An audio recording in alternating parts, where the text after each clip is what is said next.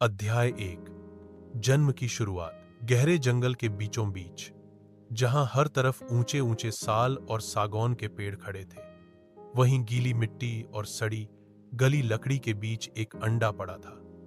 यह कोई साधारण अंडा नहीं था, बल्कि एक छोटे से गैंडा भृंग की जिंदगी की शुरुआत। उस अंडे से जब पहली बार एक छोटा सा लार्वा निकला, तो उसकी आंखों में रोशनी नहीं थी।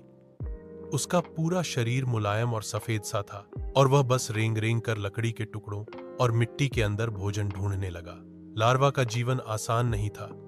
उसके आसपास बहुत से दुश्मन थे, चींटियां, मकड़ियां और अन्य कीड़े, जो उसे तुरंत मार सकते थे। लेकिन लार्वा लगातार छिपकर जीता रहा। दिन रात बस सड़ती लकड़ी, जड़ें और मिट्टी से पोषण पाता रहा। धीरे धीरे उसका शरीर बड़ा होने लगा। कुछ महीनों बाद वह इतना ताकतवर हो गया कि एक छोटी टहनी भी आसानी से कुतर सकता था। अध्याय 2। संघर्ष और बढ़ता आकार। समय बीतता गया, और यह नन्हा लार्वा अब जंगल के नीचे की दुनिया में एक विशालकाय लार्वा बन चुका था। उसका शरीर लंबा, मोटा और ताकतवर हो गया था। लेकिन जैसे जैसे वह बढ़ता गया, उसके दुश्मन भी बढ़ते गए। एक दिन जब वह सड़ी लकड़ी खा रहा था, तभी एक मोटा सा सांप पास आ गया। सांप की नजर जैसे ही लार्वा पर पड़ी, वह तेजी से उसकी ओर लपका।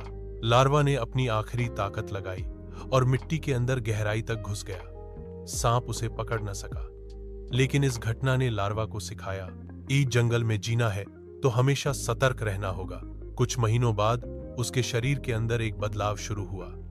वह अब प्यूपा कोशस्थ बनने लगा था। उसने अपने चारों ओर मिट्टी और लकड़ी से एक सुरक्षात्मक खोल बना लिया, और कई हफ्तों तक उसी में सोया रहा। अध्याय 3। नए जीवन का आगाज। लंबे इंतजार के बाद उस खोल में हलचल होने लगी। मिट्टी का खोल टूटने लगा, और बाहर आया एक चमकदार, काला और मजबूत गैंडा भृंग। उसके सिर पर एक लंबा, मुड़ा हुआ सींग था, जो किसी योद्धा की तलवार जैसा दिखता था। उसकी चमकदार पीठ चांदनी में काली मोती जैसी चमक रही थी। यह वही नन्हा लार्वा था, जो अब एक बलशाली भृंग बन चुका था। पहली बार उसने अपने मजबूत पंख फैलाए और उड़ान भरी। जंगल की ठंडी हवा में वह खुद को राजा जैसा महसूस कर रहा था।